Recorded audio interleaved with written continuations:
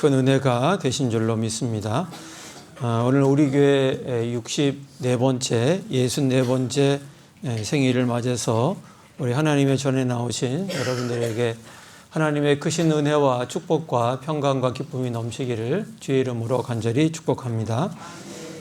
비행기를 타보신 분들은 아마 다 아실 텐데, 비행기를 타고 갈 때 가장 좀 이렇게 불안하고 겁날 때는 이 항공기 비행기가 난기류를 만날 때입니다. 난기류를 만나면 기체가 심하게 흔들리고 덜컹거리고 또 급하게 안내방송이 막 나오고 또 이게 앞에 있는 물이 막 쏟아지기까지 하는 그러한 것을 우리가 경험할 수 있는데, 그때가 되면 사실 많은 사람들이 불안해하고 손에 땀이 나고 좀 이렇게 좀 두려운 마음이 드는 것이죠. 그런데 이런 얘기를 들은 적이 있습니다. 예전에도 어떤 심한 난기류 속에서 승객들이 다 비명을 지르는데 어떤 어린아이가 장난감을 가지고 놀면서 전혀 겁내거나 이 두려운 표정을 하지 않고 너무 편안하게 이렇게 비행기를 타고 가더랍니다. 그래서 옆에 있던 어른이 너무 신기해서 야, 너는 무섭지 않니? 이렇게 비행기가 덜컹거리는데 괜찮니? 라고 물어봤더니 그 아이가 이렇게 대답을 했다고 합니다. 아니요, 저는 하나도 안 무서워요. 왜냐하면 이 비행기의 기장이 우리 아빠거든요. 이렇게 얘기를 했다고 합니다. 여러분, 평안은 흔들림이 전혀 없는 상태가 아니라 바로 누가 비행기를 조종하고 있는가 하는 것을 분명하게 알고 믿는 믿음이 바로 그 믿음으로부터 나오는 것이 진짜 평안입니다.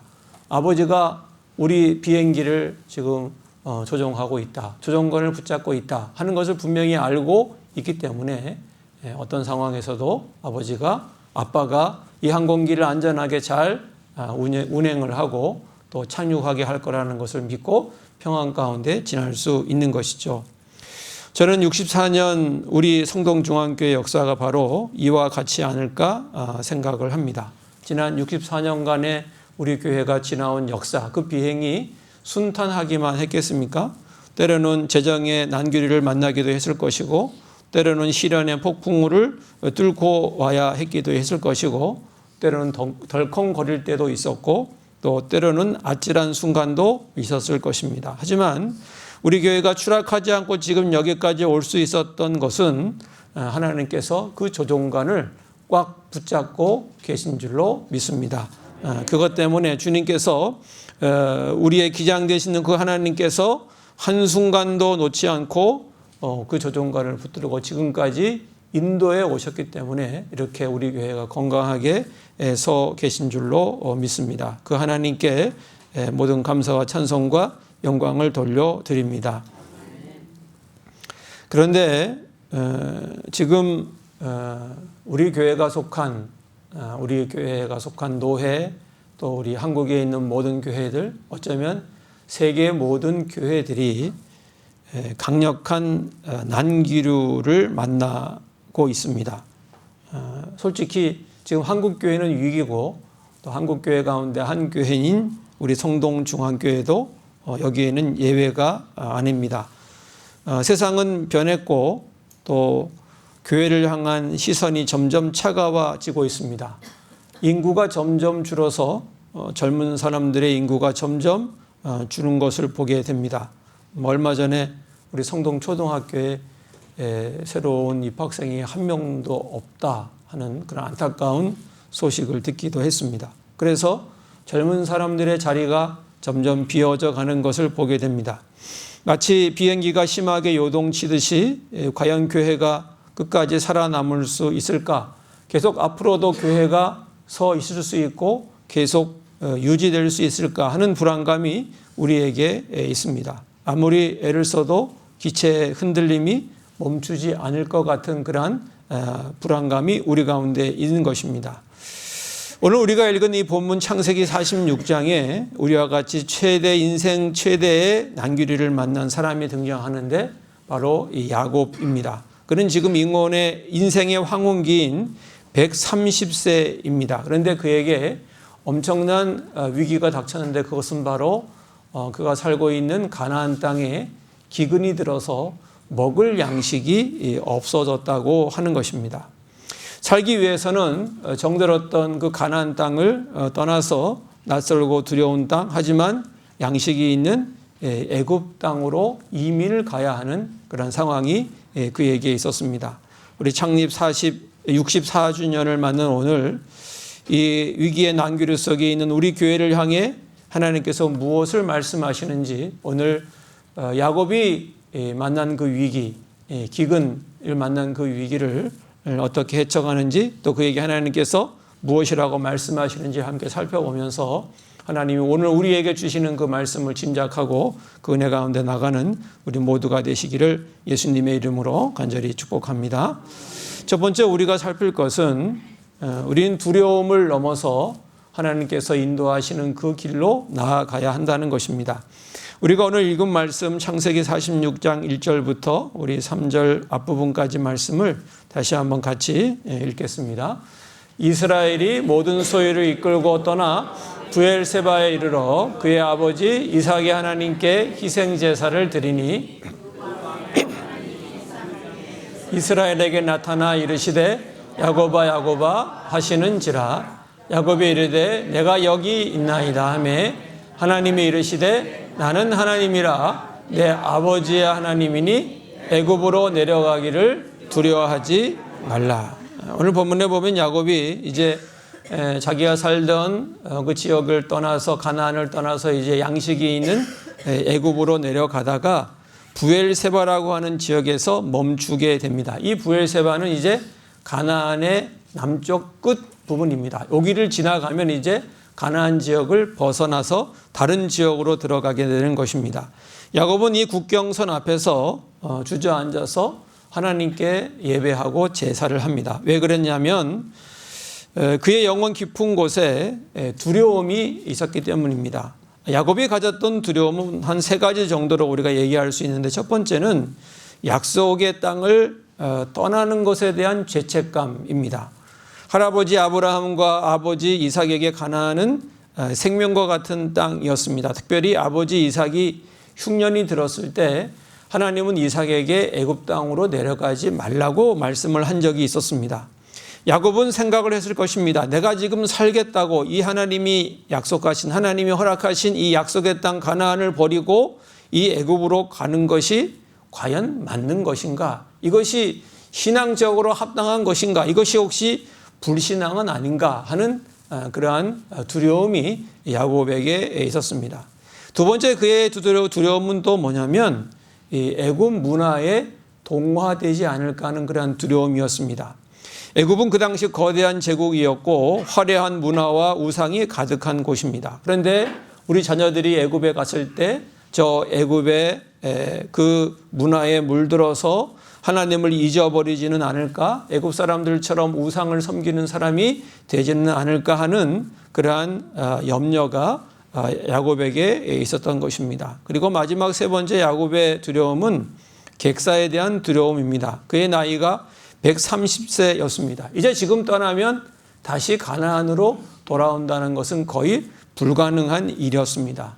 결국 나는 타향에서 낯선 이국 땅에서 죽음을 맞이하겠구나라고 하는 두려움이 그 야곱의 마음 가운데 있었던 것입니다.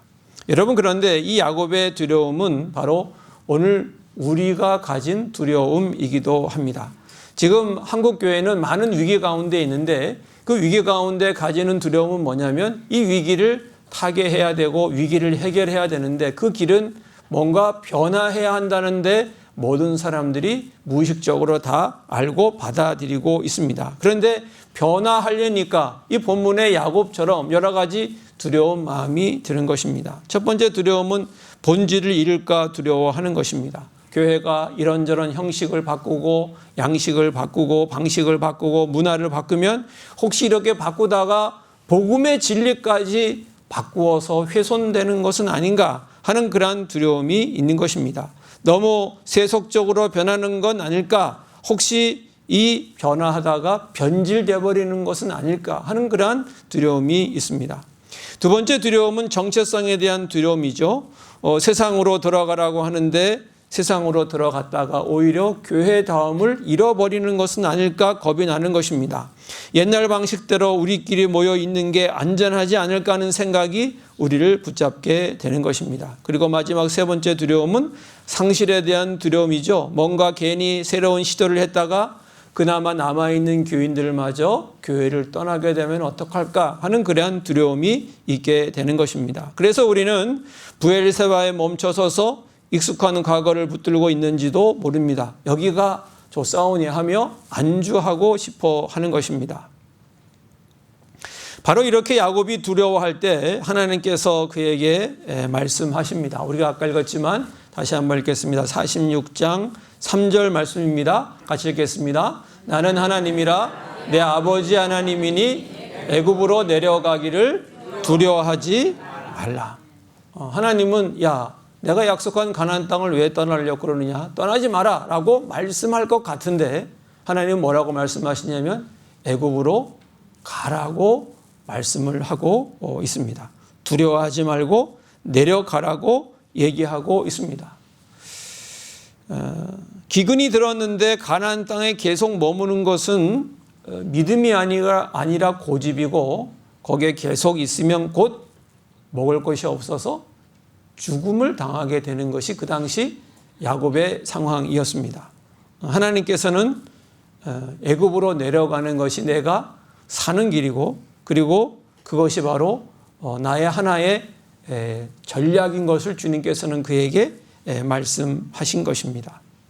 하나님께서는 이사야서 43장 19절에서도 변화를 두려워하는 우리에게 이렇게 말씀을 해주고 있습니다. 우리 같이 읽을까요?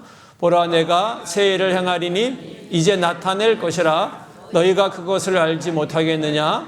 반드시 내가 광야의 길을 사막의 강을 내리니. 하나님께서 야곱에게 애굽으로 내려가라고 하시면서 우리에게도 이제는 너희들의 방식과 양식과 문화를 바꾸어 생존할 것을 주님께서 말씀하고 있는 것입니다. 사랑하는 성도 여러분, 하나님은 오늘 창립 64주년을 맞은 우리에게 말씀하십니다. 우리에게 변화를 두려워하지 말라고 말씀하십니다. 익숙한 방식을 버리고 새로운 시대로 나아가는 것을 겁내지 말라고 우리에게 말씀하고 있는 것입니다. 우리가 두려워하는 그 변화의 길은 복음을 버리는 것이 아니라 복음을 담는 그릇을 새롭게 하는 것입니다. 우리가 변화하는 것은 성경의 진리를 바꾸는 것이 아닙니다. 복음의 본질을 바꾸는 것이 아닙니다. 그것을 담는 그릇, 그것을 표현하는 방식을 다르게 하는 것입니다.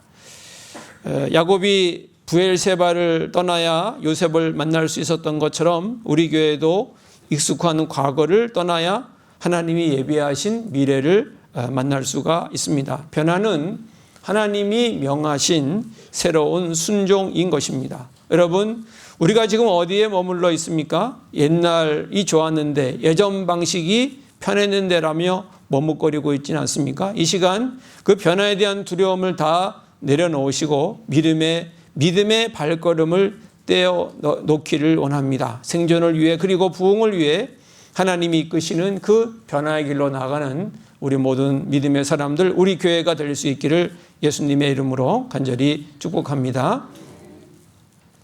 두 번째, 그러면 우리 교회는 어떤 목표를 가지고 어떤 모습으로 변화를 해야 할까요? 몇 년 전부터 뉴스나 신문에서 ESG라고 하는 단어들이 많이 나옵니다. 우리 기업들이 돈만 벌면 되는 것이 아니라 이 환경을 보호하고 S 사회적 책임을 다하고 G 지배 구조를 투명하게 해야 기업이 생존한다 하는 이야기들이 세상에서 많이 나오고 있습니다. 이것을 한마디로 지속 가능성이라고 얘기합니다. 아무리 지금 잘 나가는 기업도 이 세 가지를 무시하면 투자자도 떠나고 소비자도 외면해서 결국은 그 기업이 문을 닫게 된다 하는 이야기들이 있습니다. 그런데 저는 이 원리가 바로 우리 교회에도 시사하는 바가 매우 크다고 생각합니다. 우리 교회가 미래에도 살아남고 부흥하기 위해서는 우리만의 ESG, 교회 버전의 ESG가 필요하다는 것입니다. 세상의 이는 환경을 파괴하지 말고 환경을 잘 보존해야 한다 하는 그 얘기이지만 이 교회에서 이는 바로 다음 세대라고 하는 환경을 지키는 것입니다. 여러분, 교회의 다음 세대가 실종되면 곧 교회는 앞이 미래가 없어지는 것입니다. 지금 우리 교회만이 아니라 한국의 많은 교회들의 주일학교가 없어지고 또 청년부가 점점 비어져 가고 있습니다. 이것은 단순한 위기가 아니라 교회의 미래 환경이 파괴되고 있다고 하는 것입니다. 우리가 오늘 읽은 말씀의 마지막 6절, 7절 말씀 함께 읽어보겠습니다. 같이 읽습니다.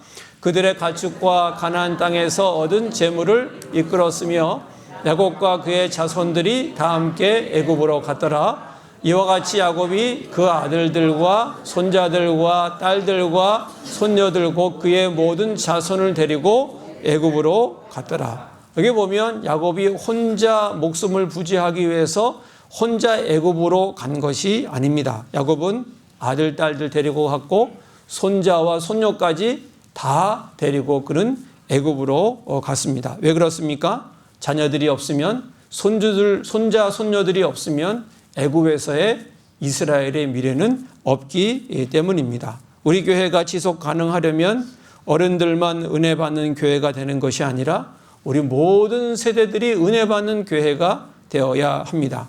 야곱이 손주들의 손을 잡고 애굽으로 간 것처럼 우리도 우리 자녀들의 손을 잡고 함께 가야 합니다. 우리 교회 안에 우리 자녀들이 있어야 하고 우리 교회 안에 우리 손자, 손녀가 함께 있어야만이 우리 교회의 앞날이 보장될 수 있는 것입니다. 두 번째, 사회에서는 사회적 책임을 다하는 것을 얘기를 하고 있습니다. 기업도 사회에 공헌하지 않으면 외면받는 것처럼 교회가 지역사회와 담을 쌓고는 우리끼리만 좋으면 결코 교회가 앞날을 장담할 수 없는 것입니다.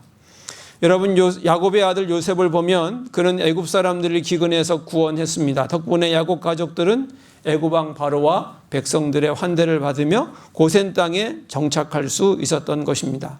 여러분, 초대교회의 모습도 마찬가지였습니다. 사도행전 2장 47절에 보면 우리에게 이렇게 말씀하고 있습니다. 같이 읽을까요?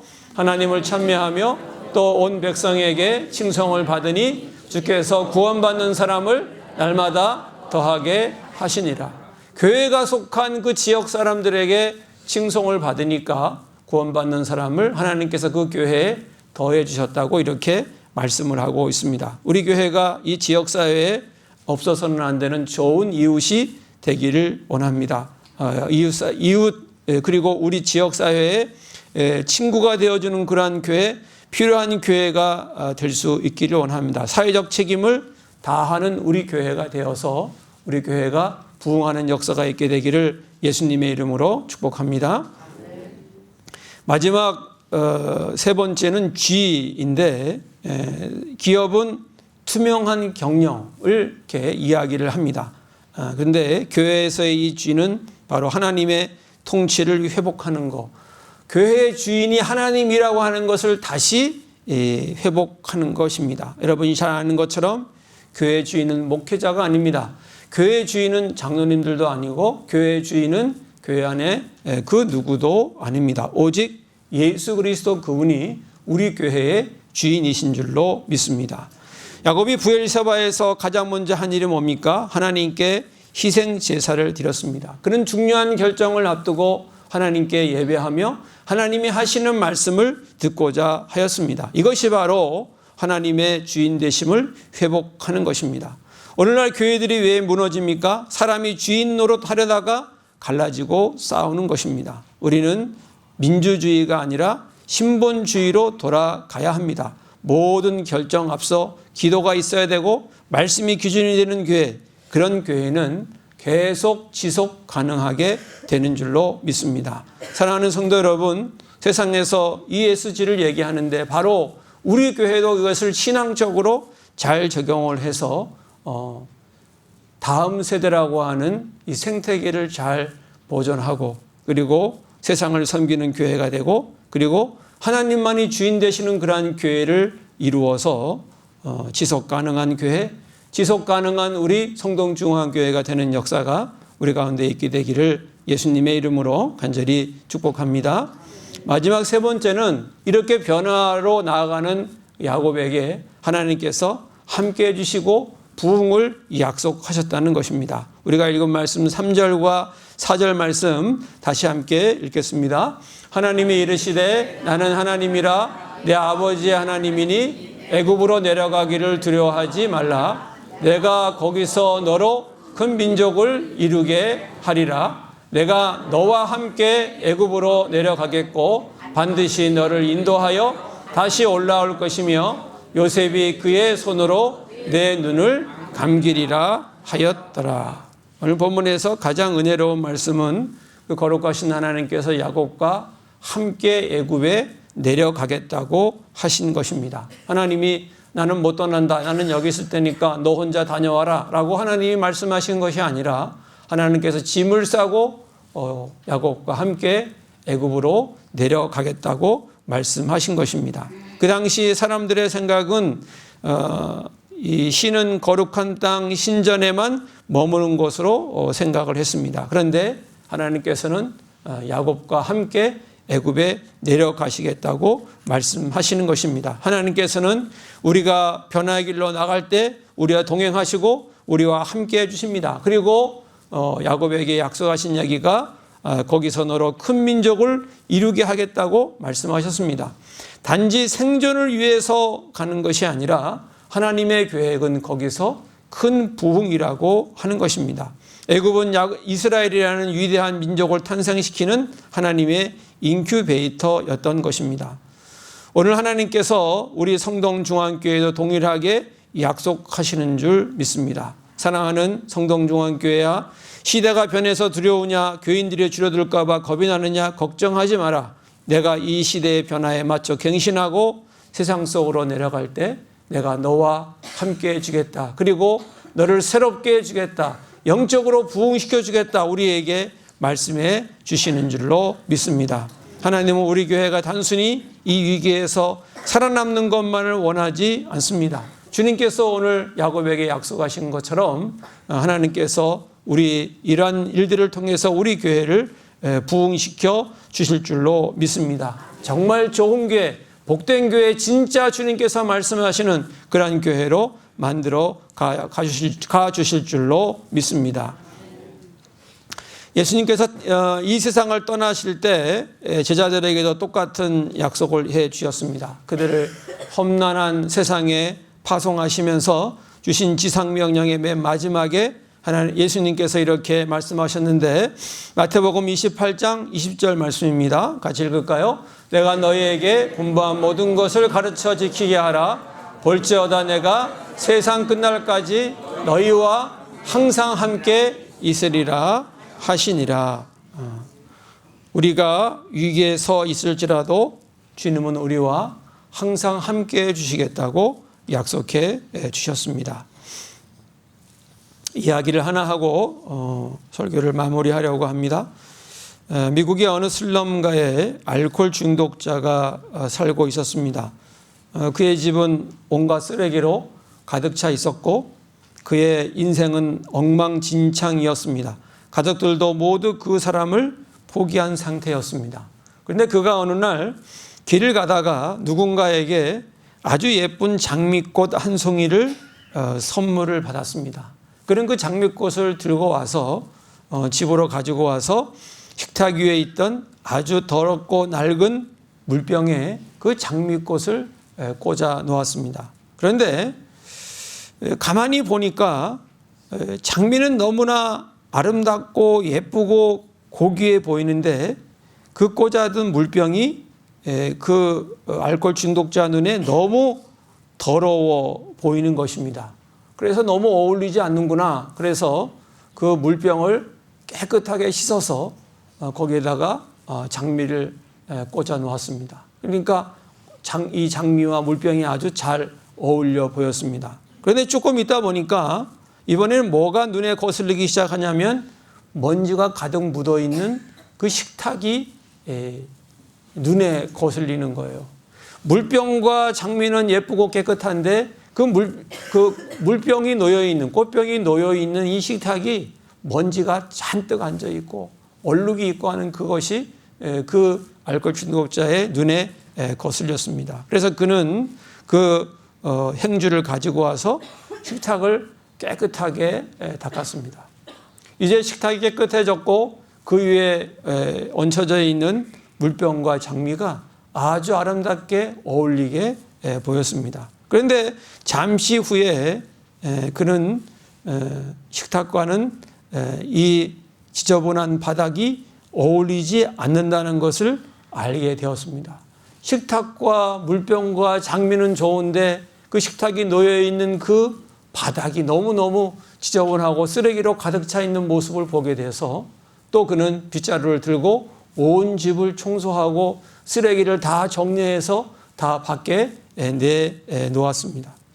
이제 그 장미 한 송이 덕분에 쓰레기장 같은 온 집안이 깨끗해졌고 그리고 쓰레기도 다 치워지고 모든 것이 다 깨끗해졌습니다. 거울까지 다 깨끗하게 다 닦아졌습니다. 그런데 이분이 거울을 보니까 그 거울 속에는 수염도 깎지 않은 더러운 자기 자신의 모습을 발견하게 됐고 다시 이제 자기 자신을 씻고 면도하고 샤워하고 비누로 깨끗이 씻고 옷도 깨끗하게 다시 갈아입었다는 것입니다. 그리고 다시 정신을 차리고 자신의 일터를 향해 나아갔다는 것입니다. 그날 그 작은 장미 한 송이가 그 사람이 있는 집, 식탁, 물병 그리고 그 자신까지 자신의 인생까지 완전히 다 뒤바꿔 놓았다는 것입니다. 사랑하는 성도 여러분, 우리가 두려워하는 변화는 거창한 것이 아닙니다. 교회를 다 뒤집어 엎는 것이 아닙니다. 우리 삶의 중심에 우리 교회의 강단에 예수 그리스도라고 하는 장미 한 송이를 다시 꼽아 놓는 것입니다. 그것이 변화의 시작이 되는 줄로 믿습니다. 야곱이 브엘세바에서 애굽으로 발길을 돌린 것은 겉보기엔 작은 순종이었지만 그 걸음이 훗날 이스라엘이라고 하는 민족을 탄생시키게 되었습니다. 오늘 우리 교회가 시도하는 변화가 당장은 작아 보일 수 있습니다. 인사를 더 밝게 하는 것, 그리고 지역 주민에게 따뜻한 말 한마디를 건네는 것, 다음 세대에게 자리를 양보하는 것, 이 작은 장미꽃 같은 변화들이 모일 때 우리 교회는 더 좋은 모습으로 하나님의 마음에 합한 교회로 이 지역에 아주 사랑이 넘치는 교회로 소문나는 그런 교회가 되는 역사가 우리 가운데 있게 될 줄로 믿습니다. 우리 교회가 변화를 시도해서 앞으로 하나님이 말씀하시는 그 교회, 주님께서 동행하시는 교회, 주님께서 함께해 주시는 교회, 주님께서 부흥시켜 주시는 그 교회가 되는 역사가 우리 가운데 있게 되기를 우리 주 예수님의 이름으로 간절히 축복합니다. 기도하겠습니다. 하나님 아버지 감사합니다. 지금까지 주님께서 주의 교회를 세우시고 이끌어 주시고 인도해 주셔서 주님 감사합니다. 주님, 그런데 이제 하나님 대한민국에 있는 모든 교회들이 다 여러 가지 위기를 만나고 있습니다. 우리 교회도 예외는 아닙니다. 하나님, 이 위기를 우리가 이제 돌파하기를 원합니다. 오늘 야곱이 양식이 없는 가나안 땅에서 애굽으로 가서 변화를 했던 것처럼 우리 교회도 이제 변화되기를 원합니다. 진리와 본질은 붙잡고 있으되 양식과 형식과 그릇을 바꿀 수 있는 우리가 되기를 원합니다. 다음 세대와 함께하고 지역사회에 이바지하는 교회가 되기를 원합니다. 그리고 하나님, 무엇보다 하나님이 주인 되시는 그러한 교회를 이루어 나가기를 주님 원합니다. 주님이 함께 하시는 교회, 주님이 부흥을 일으켜 주시는 교회, 하나님의 마음에 합한 교회 이루어 가기를 원합니다. 하나님 이 일에 역사하셔서 우리 성동중앙교회가 하나님의 마음을 시원하게 하는 교회, 주님을 기쁘시게 하는 교회, 우리 모두의 행복한 교회 되게 하여 주시옵소서. 예수님의 이름으로 기도하옵나이다. 아멘.